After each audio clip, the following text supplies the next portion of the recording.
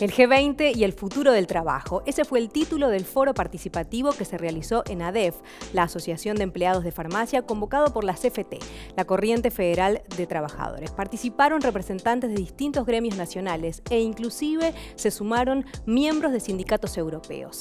Las trabajadoras y los trabajadores se reunieron a pensar en conjunto, desde una perspectiva propia, el futuro del trabajo en la Argentina y en el mundo, y también pensar los desafíos para todo el movimiento obrero. Cada vez que el G20 fue avanzando en los procesos políticos de los últimos años, desde el 2008 hasta ahora, en que los presidentes implementaron cada vez más procesos neoliberales que apuntalaron a los bancos y destruyeron trabajo, en realidad el mundo se empezó a preguntar hacia dónde íbamos. El movimiento obrero organizado es quizás la valla más importante que tiene la Argentina y América Latina, porque en la Argentina funciona un porcentaje altísimo de sindicatos, de adherentes voluntarios, que no sucede en ningún otro lugar del mundo. Nosotros lo que creemos y estamos convencidos desde nuestros sindicatos, de la bancaria y seguramente de muchos otros sindicatos hermanos argentinos, es que la tecnología debe servir fundamentalmente para que los trabajadores trabajemos de una manera mucho más cómoda, de una manera que nos permitan, sí, producir más, seguramente, porque la incorporación va a permitir eso, pero bajo ningún punto de vista quedarnos sin trabajo. Estamos convencidos de que no solamente los trabajadores tenemos que formar parte de la discusión, sino que hay ejemplos en el mundo, por ejemplo Alemania, en donde no solamente los trabajadores participan en la discusión, sino que el Estado también hace de cobertor social ante esta problemática y ante el avance despiadado muchas veces en el caso nuestro, del sector financiero, un sector que no solamente no deja de ganar dinero, sino que día a día acrecienta su poder alrededor del mundo. Bueno, para mí parece que es nada nuevo, pero es algo que es más intensivo ahora y que es más rápido. Los cambios son más rápidos y afectan más intensivo como antes a los trabajadores. En Alemania es un gran tema, estamos hablando sobre eso desde las 90s, de verdad. Esta idea de una fábrica sin trabajadores es una idea de los 90s.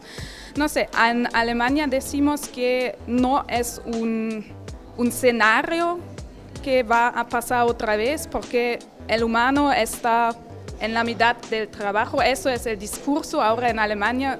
Políticos, todos los sindicatos lo dicen, pero obviamente es un desafío. Efectivamente la OIT, yo vivo en Ginebra, entonces lo veo de cerca. La OIT eligió hace 5 años este tema para festejar sus 100 años el año que viene, 2019, con las características que tiene ese lugar, que no son fáciles, porque es un organismo tripartito, donde cada decisión hay que tomarla entre los 3 sectores. A veces el Estado se pone de acuerdo con los sindicalistas y le hacemos 2-1 a los empleadores, y a veces los gobiernos se alían con los empleadores y nos dejan en el 1 a nosotros. O sea que es una verdadera lucha capital-trabajo, esa lucha nunca termina. El G20 básicamente está de acuerdo con la posición de empleadores, eso ni hace falta decirlo, ¿no? El Banco Mundial, el Fondo Monetario, eso es cierto y va a seguir siendo así siempre y es un dato objetivo, ¿no?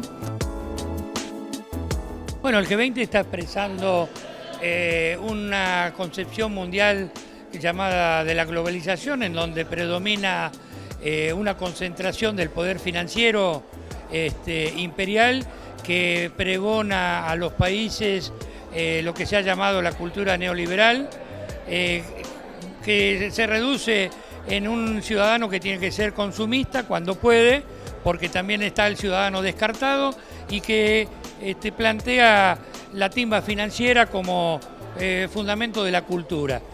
Creemos que lo que tenemos que hacer los trabajadores es comprender el mundo en el que estamos, comprender la revolución tecnológica, pero comprenderla y aprenderla en el sentido de apropiarla, de ser nosotros los sujetos que podemos dominar, direccionarla y incorporarla apropiadamente, toda sociedad tiene un ritmo de incorporación tecnológica, está muy ligado a lo que priorice, si prioriza el pleno empleo, cómo conserva el empleo. Lo esencial es qué proyecto de país queremos construir. Proyecto de país es elegir un destino de una nación, de un pueblo. Yo, desde la humilde experiencia de gráfico, decía de que cuando nosotros hemos tenido un fortalecimiento del mercado interno, indudablemente se incorporó tecnología y crecimos en fuentes de trabajo. Y daba el ejemplo del último periodo de gobierno de Néstor, de Cristina, donde crecimos un 30% de puestos de trabajo, incorporamos tecnología aceleradamente, porque había un mercado interno fuerte y las pymes, que ni siquiera son grandes empresas, compraban maquinaria, se equipaban y tomaban trabajadores. Ahora, bueno, en el año 2014 llegamos a producir 128 millones de libros en el año. Este año no vamos a llegar a 40 millones. Entonces, lógico, si incorporamos tecnología en un país que no tiene ni para comprar un libro, y evidentemente la tecnología nos va a hacer desaparecer como trabajadores. Por eso yo relaciono totalmente la cuestión tecnológica, que es fundamental, que no hay que rechazarla, pero en el marco de un proyecto de desarrollo nacional pleno, total, absoluto.